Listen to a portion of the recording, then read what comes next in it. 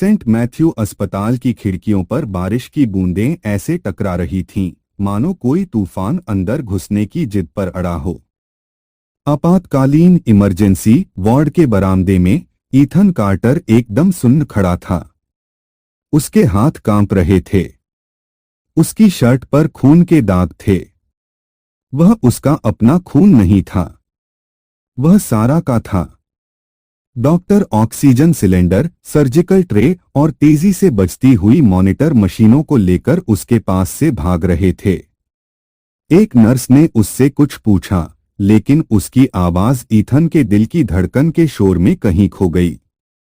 उसका ध्यान सिर्फ अपनी आस्तीन स्लीव पर लगे खून के उस लाल निशान पर था, जो एम्बुलेंस का दरवाजा बंद होने से पहले सारा ने वहां छोड़ा था। प्लीज, वह धीरे से बुदबुदाया।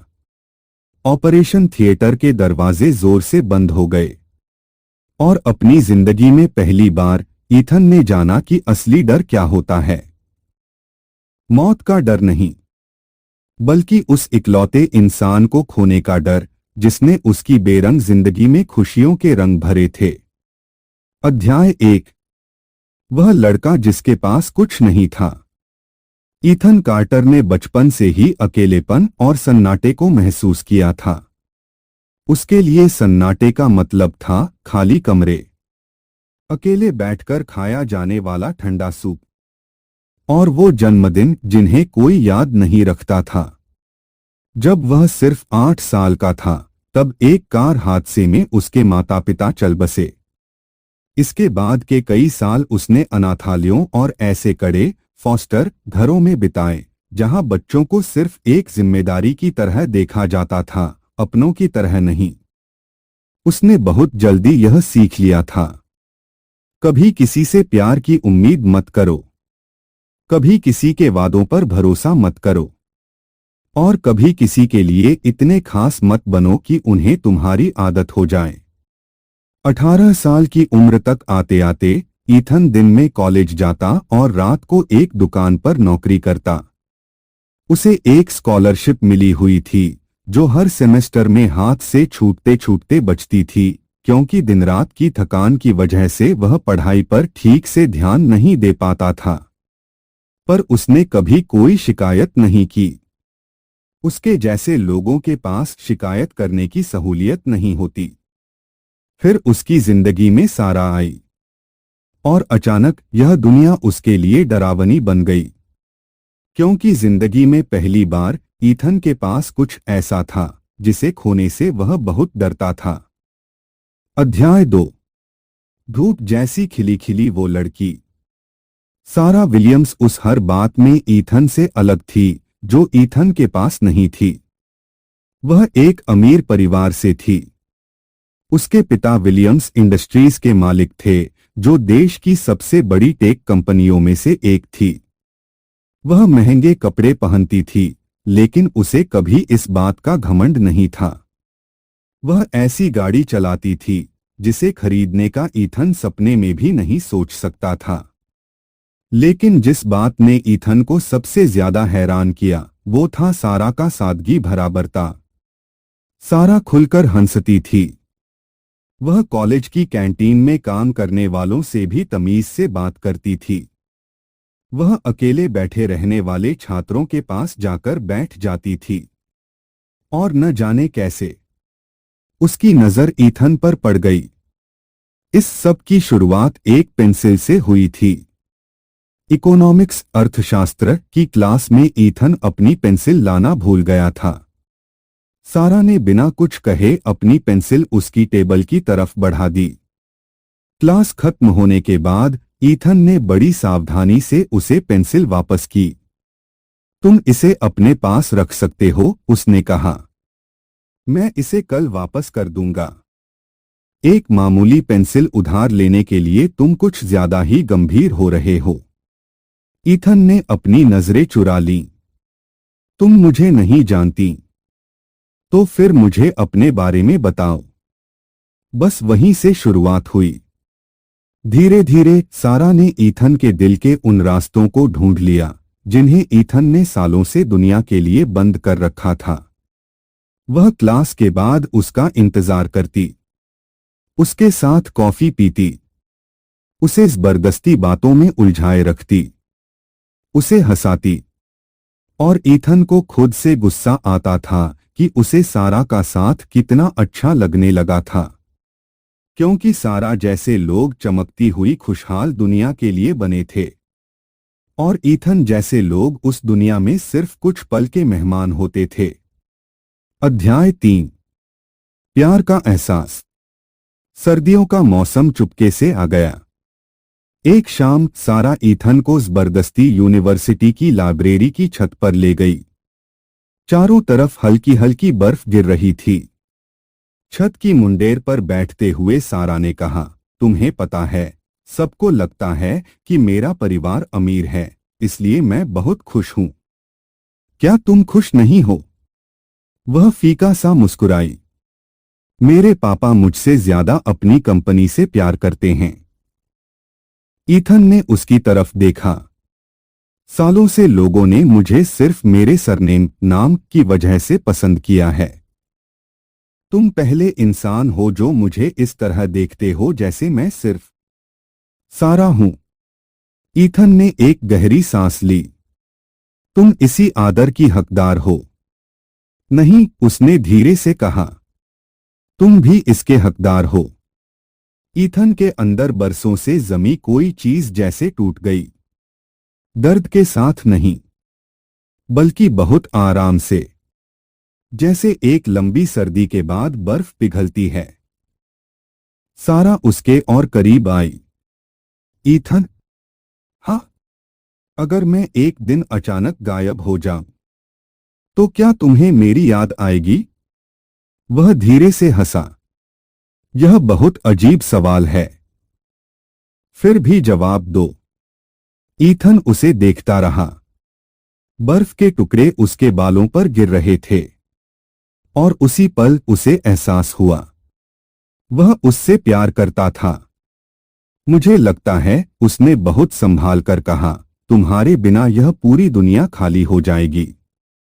सारा की आंखें भर आईं और फिर उसने ईथन को चूम लिया। पीछे शहर की रोशनियां धुंधली हो गईं और उस एक खूबसूरत पल के लिए ईथन भूल गया कि उसकी किस्मत में सिर्फ दुख लिखे थे। अध्याय 4। हादसा। 3 महीने बाद सारा मौत के मुंह में पहुंच गई। यह एक बरसाती रात की बात है। वह फोन पर अपने पिता से बहस करने के बाद एक चैरिटी इवेंट भलाई के कार्यक्रम से वापस घर लौट रही थी। तभी एक ट्रक बेकाबू हो गया। लोहा आपस में टकराया, कांच चकनाचूर हो गया और सारा की कार 2 बार पलटने के बाद डिवाइडर से जा टकराई। ईथन को रात के 2:13 बजे फोन आया। 2:25 तक वह अस्पताल पहुंच चुका था। डॉक्टर दबी आवाज में बात कर रहे थे। शरीर में कई जगह गंभीर चोटें थीं। बहुत ज्यादा खून बह चुका था। अंदरूनी अंग चोटिल थे और सबसे बुरी बात यह थी कि उसका दिल काम करना बंद कर रहा था। उन्हें तुरंत हार्ट ट्रांसप्लांट, दिल बदलने की जरूरत है, सर्जन ने कहा। ईथन को लगा जैसे उसके पैरों तले जमीन खिसक गई हो।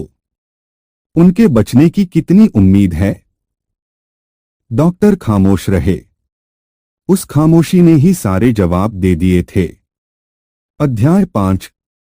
डॉक्टर लियो हार्ट। ईथन किसी चमत्कार की तलाश में जुट गया और यह तलाश उसे डॉक्टर लियो हार्ट के पास ले आई। लियो एक बेहद काबिल वैज्ञानिक थे, लेकिन उन्हें लेकर कई तरह की अफवाहें फैली थीं। कुछ लोग उन्हें जीनियस, महाज्ञानी कहते थे, तो कुछ लोग उन्हें खतरनाक मानते थे।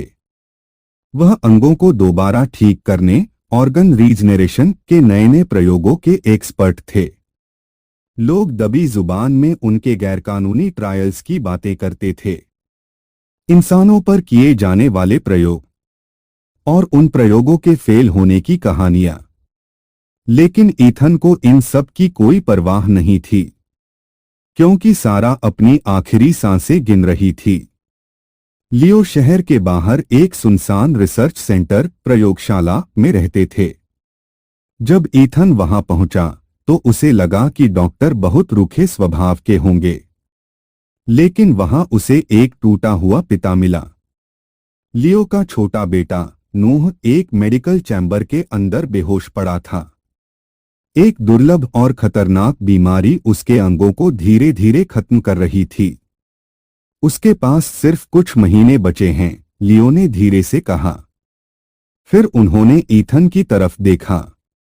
तुम यहां इसलिए आए हो क्योंकि तुम पूरी तरह मजबूर हो? हाँ? और तुम उस लड़की के लिए खुद को कुर्बान करने को तैयार हो? ईथन ने बिना एक पल सोचे जवाब दिया।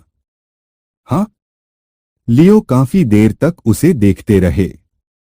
फिर उन्होंने कुछ ऐसा कहा जिसने सब कुछ बदल कर रख दिया। मैं उसे बचा सकता हूं। ईथन के अंदर उम्मीद की एक किरण जागी। लेकिन लियो ने अपनी बात पूरी करते हुए कहा, पर इसके बदले मुझे 3 साल तक चलने वाले एक बड़े मेडिकल एक्सपेरिमेंट प्रयोग के लिए एक इंसान की जरूरत है। ईथन ने हैरान होकर पूछा, कैसा एक्सपेरिमेंट? लियो ने अपनी नजरें घुमा लीं। इस इलाज की वजह से वक्त के साथ तुम्हारा शरीर अंदर से खराब होने लगेगा। अंगों की कमजोरी, हर वक्त रहने वाला तेज दर्द और शायद मौत भी। ईथन की सांसें थम सी गईं। और सारा का क्या होगा?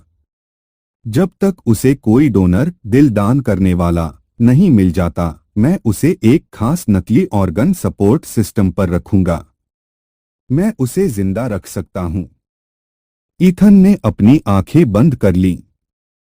3 साल, तड़प और दर्द और मौत का साया। तभी उसके दिमाग में सारा का वो मुस्कुराता हुआ चेहरा आ गया। उसकी हंसी, उसकी गर्माहट और उसका ईथन को इस तरह देखना जैसे वह दुनिया का सबसे खास इंसान हो। हम कब से शुरू कर रहे हैं? लियो के चेहरे के भाव बदल गए। उसमें एक पछतावा सा था। तुम तैयार हो? ईथन ने हाँ में सिर हिलाया। उसे जीने का पूरा हक है। अध्याय 6। बिना अलविदा कहे जुदा होना। सारा का ऑपरेशन कामयाब रहा और उसकी जान बच गई। कई हफ्तों तक वह कभी होश में आती तो कभी बेहोश हो जाती। जब भी उसकी आंखें खुलती, ईथन को अपने पास ही पाती। वह उसका हाथ थामे रहता और ऐसे मुस्कुराता जैसे सब कुछ बिल्कुल ठीक हो। लेकिन अंदर ही अंदर ईथन खुद को धीरे धीरे खो रहा था, क्योंकि डॉक्टर लियो के साथ उसका सौदा शुरू हो चुका था। 3 साल, कोई बातचीत नहीं। लियो के रिसर्च सेंटर के अंदर पूरी दुनिया से कटना था। प्रयोग, एक्सपेरिमेंट तुरंत शुरू कर दिए गए। सुइयां, दवाइयां, शरीर में दिए जाने वाले तरह तरह के इंजेक्शन और चीखें निकाल देने वाला दर्द। हर एक इलाज ईथन के भले चंगे अंगों को धीरे धीरे अंदर से खोखला कर रहा था, ताकि उसके शरीर में नए सेल, कोशिकाएं बनाने का प्रयोग किया जा सके। लियो को उम्मीद थी कि इस रिसर्च से उनके बेटे नूह की जान बच जाएगी। लेकिन ईथन सच जानता था। वह मौत की तरफ बढ़ रहा था। इसलिए हमेशा के लिए दूर जाने से पहले उसने एक आखिरी फैसला किया। वह सारा की नजरों में खुद को गिरा देगा, ताकि सारा उससे नफरत करने लगे। क्योंकि नफरत का घाव किसी को खोने के गम से जल्दी भर जाता है।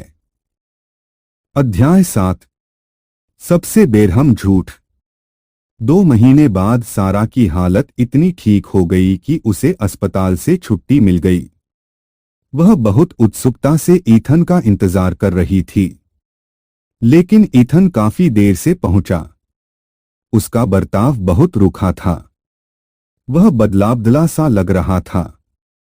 वह सारा से नजरें चुरा रहा था।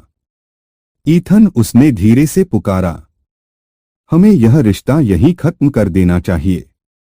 इन शब्दों ने सारा को अंदर तक तोड़ दिया। क्या? मैं अब और नाटक नहीं कर सकता। सारा को अपनी कानों पर भरोसा नहीं हुआ, वह उसे देखती रह गई। नाटक? ईथन ने जबरदस्ती अपने चेहरे पर एक बेरहम मुस्कान लाई। तुम्हें सच में लगता था कि मैं तुमसे प्यार करता हूं? यह बोलते हुए हर एक शब्द ईथन के अपने सीने में खंजर की तरह चुभ रहा था। सारा के चेहरे का रंग उड़ गया। तुम झूठ बोल रहे हो। मुझे कोई और मिल गई है। नहीं, ऐसा नहीं हो सकता। कुछ वक्त के लिए तुम्हारे साथ मजा आया सारा, पर सच कहूं तो तुम्हारी ये हर वक्त की भावुकता अब मुझे थका देती है। सारा ने उसके गाल पर एक जोरदार थप्पड़ मार दिया। ईथन ने बिना कुछ कहे उसे सह लिया, क्योंकि वह इससे भी बदतर सजा का हकदार था। सारा के गालों पर आंसू बह रहे थे। तुमने वादा किया था। मेरा इरादा बदल गया। इसके बाद ईथन ने अपनी जिंदगी का सबसे मुश्किल काम किया। वह आगे बढ़ गया, जबकि पीछे सारा रोती रही, और उसने एक बार भी पीछे मुड़कर नहीं देखा, क्योंकि अगर वह एक बार भी पीछे देख लेता तो कभी वापस नहीं जा पाता। अध्याय 8। अंधेरे के 3 साल। अब दर्द ही ईथन की पूरी दुनिया बन चुका था। प्रयोगों, एक्सपेरिमेंट ने उसे अंदर से धीरे धीरे खत्म कर दिया था। शुरुआत में सिर्फ सिरदर्द होता था, फिर मांसपेशियां कमजोर होने लगीं, और फिर शरीर के अंदर से खून बहने लगा।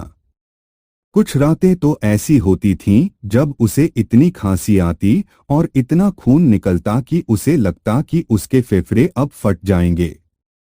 डॉक्टर लियो यह सब चुपचाप देखते रहते। वह वैज्ञानिक जो कभी बिल्कुल पत्थर दिल लगता था, अब उसके चेहरे पर पछतावा साफ दिखने लगा था। खासकर तब जब उनके बेटे नूह की मौत हो गई। इतनी सारी रिसर्च के बाद भी, ईथन की इतनी बड़ी कुर्बानी के बाद भी, लियो अपने खुद के बेटे को नहीं बचा पाए। नूह के अंतिम संस्कार के बाद लियो प्रयोगशाला लैब में ईथन के पास आकर बैठ गए। तुम्हें मुझसे नफरत करनी चाहिए, ईथन ने एक फीकी सी मुस्कान के साथ कहा। नहीं, मैंने तुम्हारी जिंदगी बर्बाद कर दी, पर आपने सारा को तो बचा लिया। लियो की आंखें भर आईं। वह समझती है कि तुमने उसे धोखा दिया, तुम उसे छोड़कर भाग गए। यही बेहतर है। नहीं ईथन, यह बिल्कुल ठीक नहीं है। लेकिन ईथन सिर्फ छत की तरफ देखता रहा, क्योंकि हर रात वह यही सोचता था कि सारा अपनी जिंदगी में बहुत खुश होगी। बस यही एक ख्याल उसे जिंदा रखे हुए था, जैसे तैसे किसी तरह। अध्याय 9। सारा विलियम्स नई बॉस। 3 सालों ने सारा को पूरी तरह बदल कर रख दिया था। वह प्यारी और खुलकर हंसने वाली लड़की अब कहीं खो चुकी थी। उसकी जगह अब एक बेहद गंभीर और रौबदार सीईओ कंपनी की मालकिन ले चुकी थी। अपने पिता को लकवा स्ट्रोक मारने के बाद सारा ने विलियम्स इंडस्ट्रीज की पूरी कमान अपने हाथों में ले ली थी। दफ्तर के कर्मचारी उससे डरते थे। बिजनेस की दुनिया के लोग उसकी तारीफ करते थे, और मीडिया वाले उसे आइस क्वीन, पत्थर दिल रानी कहते थे। लेकिन कोई नहीं जानता था कि वह ऐसी क्यों हो गई है। किसी ने भी उसके दफ्तर के दराज में छिपी वो फोटो नहीं देखी थी। एक ऐसी फोटो जिसमें ईथन यूनिवर्सिटी की छत पर उसके साथ मुस्कुरा रहा था। वह ईथन से नफरत करती थी। कम से कम वह खुद से तो यही कहती थी। लेकिन नफरत करने वाले कभी तस्वीरें छिपाकर नहीं रखते। नफरत करने वाले रात के 2 बजे उठकर रोया नहीं करते। नफरत करने वाले कभी जन्मदिन याद नहीं रखते। और नफरत करने वालों को हर रात किसी का सपना नहीं आता। फिर भी वह अपनी तरफ से पूरी कोशिश कर रही थी, इसलिए उसने अपनी जिंदगी में आगे बढ़ने के लिए एक दूसरे इंसान को आने दिया। डेनियल रीव्स दिखने में हैंडसम, कामयाब, कागज पर हर तरह से परफेक्ट, पर असलियत में बिल्कुल खोखला। सारा ने उससे कभी प्यार नहीं किया, क्योंकि ईथन से प्यार करने का अंजाम वह भुगत चुकी थी, जिसने उसे अंदर से तोड़ दिया था। इसलिए अब किसी के लिए कुछ महसूस न करना ही उसे ज्यादा सुरक्षित लगता था। अध्याय 10। अंतिम संस्कार का दफ्तर। सर्दियों का मौसम फिर लौट आया। ईथन आखिरकार डॉक्टर लियो के रिसर्च सेंटर से बाहर आ गया, लेकिन अब वह 24 साल का नौजवान नहीं लगता था। वह बहुत थका हुआ, बेहद कमजोर और पीला पड़ चुका था। उसके शरीर के अंग एक एक करके काम करना बंद कर रहे थे। डॉक्टरों का कहना था कि उसके पास अब कुछ ही महीने बचे हैं, शायद उससे भी कम। उसने एक छोटा सा कमरा किराए पर लिया और काम की तलाश करने लगा, लेकिन कोई भी मालिक ऐसे इंसान को नौकरी पर नहीं रखना चाहता था जो साफ तौर पर मौत के करीब दिख रहा हो। आखिरकार ईथन एक अंतिम संस्कार फ्यूनरल का इंतजार करने वाली एजेंसी के दफ्तर में जा पहुंचा। वहां के मैनेजर ने उसे बड़े अजीब तरीके से देखा। तुम अपने खुद के अंतिम संस्कार का इंतजाम करना चाहते हो? ईथन ने शांति से हाँ में सिर हिलाया। पर तुम अभी बहुत छोटे हो। कैंसर है, ईथन ने झूठ कह दिया। मैनेजर ने उसे कुछ कागजात थमा दिए। सबसे साधारण अंतिम संस्कार के खर्चे की रकम इतनी है। ईथन ने उस कीमत को देखा। यह उसकी जेब में बचे पैसों से कहीं ज्यादा थी। वह धीरे से मुस्कुराया। मौत भी कितनी महंगी थी। उस रात काफी देर तक सोचने और हिचकिचाने के बाद ईथन ने एक फैसला किया। वह सारा से मदद मांगेगा, सिर्फ एक आखिरी बार। अध्याय 11। दोबारा मुलाकात। सारा का दफ्तर विलियम्स टावर की सबसे ऊपरी मंजिल पर था। जब ईथन ने इमारत में कदम रखा तो सिक्योरिटी गार्ड्स उसे बाहर निकालने ही वाले थे। उसके कपड़े बहुत सस्ते और पुराने थे। उसका चेहरा बीमार और बेजान लग रहा था। लेकिन आखिरकार सारा उससे मिलने के लिए तैयार हो गई। जैसे ही सारा ने दफ्तर के अंदर कदम रखा, वहां एक गहरा सन्नाटा छा गया। ईथन जैसे अपनी सांसें ही भूल गया। वह बहुत खूबसूरत लग रही थी, लेकिन पहले से कहीं ज्यादा गंभीर, बहुत ज्यादा पत्थर दिल। ईथन को देखते ही सारा का चेहरा सख्त हो गया। तो आखिरकार धोखा देने वाला वापस आ ही गया। ईथन ने अपनी नजरें नीचे झुका लीं। मुझे मदद चाहिए। वह कड़वाहट से हंसी। जाहिर है इसीलिए आए होगे। मैं तुम्हारे पैसे किसी न किसी तरह चुका दूंगा। चुका दोगे? वह भड़क उठी। तुम 3 साल के लिए गायब हो गए थे। ईथन खामोश रहा। सारा उसके और करीब आई। तुम्हें अंदाजा भी है कि मैं किस दौर से गुजरी हूं? ईथन को सब पता था। यही तो सबसे बड़ी मुश्किल थी। मुझे माफ कर दो। नहीं। उसकी आंखों में गुस्सा उबल रहा था। तुम्हें माफी मांगने का कोई हक नहीं है। ईथन ने खुद को टूटने से रोकने की पूरी कोशिश की। मुझे बस कुछ समय के लिए थोड़े पैसों की जरूरत थी। सारा ने उसे बड़ी बेरुखी से देखा। तुमने मुझे बर्बाद कर दिया और अब तुम्हें मुझसे भीख चाहिए। अगर तुम मना कर दोगी तो मैं समझ सकता हूं। सारा की आंखों में एक पल के लिए गहरा दर्द चमका, जिसे वह गुस्से के पीछे छिपाने की कोशिश कर रही थी। तुम्हें पता है, वह धीरे से फुसफुसाई। तुम्हारी यह हालत देखकर मुझे खुशी हो रही है। इन शब्दों ने ईथन के दिल पर डॉक्टर लियो के सारे प्रयोगों से भी गहरा घाव किया। लेकिन फिर भी ईथन धीरे से मुस्कुराया, क्योंकि कम से कम वह जिंदा तो थी। सारा ने दराज खोली और कुछ पैसे टेबल पर फेंक दिए। इन्हें लो और फिर से गायब हो जाओ। ईथन ने बड़ी सावधानी से पैसे उठाए। शुक्रिया। जैसे ही वह जाने के लिए मुड़ा, अचानक उसका संतुलन बिगड़ गया और वह जमीन पर गिर पड़ा। उसके मुंह से निकला खून फर्श पर बिखर गया। सारा अपनी जगह पर बिल्कुल सुन्न रह गई। लेकिन ईथन ने हिम्मत जुटाई और खुद को जबरदस्ती खड़ा किया। मैं ठीक हूं। और इससे पहले कि सारा उसकी आंखों के आंसू देख पाती, वह वहां से बाहर निकल गया। अध्याय 12। एक छिपा हुआ दर्द। दफ्तर में हुई उस मुलाकात के बाद सारा सो नहीं पाई। ईथन को देखकर कुछ ऐसा लगा जो बिल्कुल ठीक नहीं था। वह बहुत कमजोर दिख रहा था, पूरी तरह टूटा हुआ, उस धोखेबाज जैसा बिल्कुल नहीं जिसकी यादें सारा के दिल में थीं। डेनियल ने सारा का खोया खोया रहना भांप लिया था। तुम आज भी उसी से प्यार करती हो ना? सारा ने तुरंत इस बात से इनकार कर दिया। लेकिन डेनियल सिर्फ एक उदास मुस्कान के साथ बोला, तुम सोते हुए भी उसका नाम लेती हो। उस रात सारा अपने दफ्तर में बिल्कुल अकेली बैठी थी। उसने फिर से वही पुरानी फोटो निकाली और सालों बाद पहली बार वह फूट फूट कर रो पड़ी। अध्याय 13। आंखों के आगे अंधेरा। एक महीने बाद मुसीबत ने फिर दस्तक दी। अचानक सारा की आंखों की रोशनी तेजी से कम होने लगी।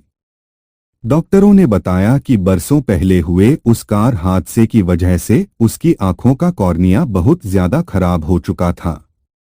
उन्हें तुरंत आई ट्रांसप्लांट आंखों के ऑपरेशन की जरूरत है, एक बड़े डॉक्टर ने समझाया।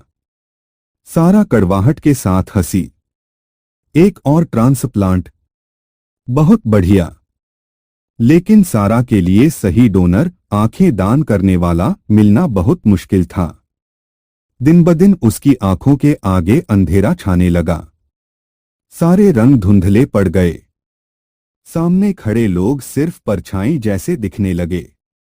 और इस सब के बावजूद वह आखिरी चेहरा जिसे वह अपनी साफ आंखों से देखना चाहती थी, वो ईथन का था। अध्याय 14। ईथन का आखिरी तोहफा। ईथन को खबरों के जरिए सारा की इस बीमारी का पता चला। वह काफी देर तक बिल्कुल शांत बैठा रहा। फिर उसने डॉक्टर लियो को फोन मिलाया। एक आखिरी चीज है जो मैं अब भी उसे दे सकता हूं। लियो उसका मतलब तुरंत समझ गए। नहीं ईथन, उसे यह दुनिया देखने का पूरा हक है। तुम वैसे ही अपनी आखिरी सांसें गिन रहे हो। ईथन धीरे से मुस्कुराया। मैं जानता हूं। लियो की आवाज भारी हो गई, तुम उसके लिए पहले ही बहुत कुछ गवा चुके हो। लेकिन ईथन ने नामे सिर हिलाया। अभी सब कुछ खत्म नहीं हुआ है। कुछ हफ्तों बाद सारा को एक अच्छी खबर मिली। एक अनजान इंसान ने उसके लिए अपनी आंखें दान की थीं। ऑपरेशन पूरी तरह कामयाब रहा। जब आखिरकार उसकी आंखों से पट्टी हटाई गई, तो सारा की आंखों से आंसू बह निकले, क्योंकि वह फिर से सब कुछ देख सकती थी। दुनिया के सारे रंग उसकी जिंदगी में वापस आ चुके थे। लेकिन वह कभी यह नहीं जान पाई कि आज वह जिन आंखों से दुनिया देख रही है, वो आंखें असल में किसकी थीं। अध्याय 15। सच सामने आता है। डॉक्टर लियो अब इस पछतावे के बोझ को और नहीं संभाल पा रहे थे। वह खुद सारा से मिलने पहुंचे। शुरुआत में सारा ने उनसे मिलने से साफ मना कर दिया, लेकिन लियो अड़े रहे। जब वह आखिरकार उसके दफ्तर के अंदर आए, तो वह बहुत थके हुए लग रहे थे, उम्र से ज्यादा बूढ़े और अफसोस में डूबे हुए। तुम मुझे नहीं जानती, उन्होंने धीरे से कहा, लेकिन तुम्हें सच जानने का पूरा हक है। और फिर उन्होंने सारा को सब कुछ बता दिया। उन खतरनाक प्रयोगों, एक्सपेरिमेंट के बारे में, उस सौदे के बारे में, ऑपरेशनों के बारे में, ईथन की तकलीफों के बारे में, और उस झूठी नफरत के नाटक के बारे में, और आखिरकार उसकी आंखों के दान करने के बारे में। सारा खौफ से उन्हें देखती रह गई। नहीं, ऐसा नहीं हो सकता। लियो ने अस्पताल के कुछ असली कागजात उसके सामने रख दिए। तुम्हारी आंखों का डोनर कोई और नहीं बल्कि ईथन था। सारा के हाथ बुरी तरह कांपने लगे। आप झूठ बोल रहे हैं। वह अपनी आखिरी सांस तक सिर्फ तुमसे प्यार करता रहा। सारा का सिर चकराने लगा। पुरानी यादें उसके दिमाग में तूफान की तरह कौंध गईं। उसका कहा हुआ हर एक कड़वा शब्द, उसकी नफरत भरी नजरें, और वो हर एक पल जो ईथन ने चुपचाप सहा था। और अचानक उसे सब समझ आ गया। उसने सारा को कभी धोखा नहीं दिया था। उसने तो अपनी पूरी जिंदगी दांव पर लगा दी थी। सारा चीखते हुए फर्श पर गिर पड़ी और फूट फूट कर रोने लगी। अध्याय 16। शादी का दिन। 2 हफ्ते बाद सारा शादी के जोड़े में खड़ी थी। शादी का पूरा हॉल आलीशान रोशनी से चमक रहा था। मेहमान मुस्कुरा रहे थे। संगीत बज रहा था और डेनियल स्टेज पर उसका इंतजार कर रहा था। लेकिन सारा अंदर से बिल्कुल मर चुकी थी, क्योंकि इसी शहर के किसी कोने में ईथन अकेला अपनी आखिरी सांसें गिन रहा था। तभी डॉक्टर लियो का एक आखिरी मैसेज संदेश आया। ईथन के पास अब 1 हफ्ते से भी कम का समय बचा था। सारा अपनी जगह पर जम सी गई। फूलों का गुलदस्ता उसके हाथों से छूटकर गिर गया और अचानक उसके लिए किसी भी चीज की कोई कीमत नहीं रही। न इज्जत की, न कंपनी की, और न ही इस शादी की। किसी भी चीज की नहीं। वह भागी उसी शादी के जोड़े में, पीछे चिल्लाते लोगों की आवाजों को अनसुना करते हुए। बाहर तेज बारिश हो रही थी। गाड़ियां हॉर्न बजा रही थीं। लोग उसे हैरान होकर देख रहे थे। लेकिन सारा बस भागती रही, क्योंकि वह पहले ही बहुत देर कर चुकी थी और अब वह एक पल की भी देरी नहीं चाहती थी। अध्याय 17। एक आखिरी मुलाकात। ईथन नदी के पास बने एक छोटे से कमरे में रहता था। सारा हांफती हुई दरवाजा खोलकर अंदर घुसी और वह वहीं था, खिड़की के पास बैठा हुआ, बेहद कमजोर, पीला और मौत के करीब। ईथन उसे देखकर चौंक गया। सारा, उसी की दी हुई आंखों से जब सारा ने उसे इतने करीब से देखा तो वह खुद को रोक नहीं पाई। वह उसके घुटनों के पास बैठ गई और बेकाबू होकर रोने लगी। मुझे माफ कर दो, ईथन ने बेहद कमजोर आवाज में घबराते हुए कहा। तुम माफी क्यों मांग रही हो? क्योंकि मैंने तुम्हारे साथ बहुत बुरा बर्ताव किया। उसकी आंखों से आंसुओं का सैलाब बह रहा था। तुम मुझसे इतना प्यार करते रहे और मैंने तुम्हें सिर्फ दर्द दिया।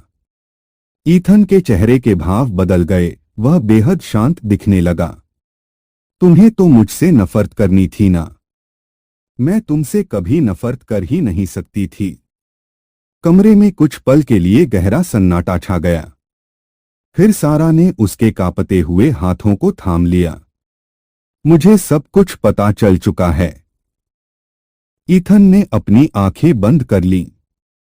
डॉक्टर लियो को यह सब नहीं बताना चाहिए था। क्यों? वह रोते हुए चिल्लाई। तुमने मेरे लिए यह सब क्यों किया? ईथन ने एक हल्की सी मुस्कान के साथ कहा, क्योंकि तुम्हारी जिंदगी मेरी जान से कहीं ज्यादा कीमती थी। सारा का रोना और बढ़ गया। मुझसे आज तक किसी ने ऐसा प्यार नहीं किया। ईथन ने बड़े प्यार से उसके आंसू पोंछे। मुझे माफ कर देना कि मेरी वजह से तुम्हें इतना दुख झेलना पड़ा। तुम माफी मत मांगो। उसने अपना सिर ईथन के माथे से टिका दिया। प्लीज मुझे छोड़कर मत जाओ। लेकिन ईथन उसे यह वादा नहीं दे सकता था, क्योंकि मौत पहले से ही वहीं पास में खड़ी थी, बड़े सब्र के साथ उसका इंतजार करती हुई। अध्याय 18। उनके आखिरी दिन। सारा ने शादी तोड़ दी।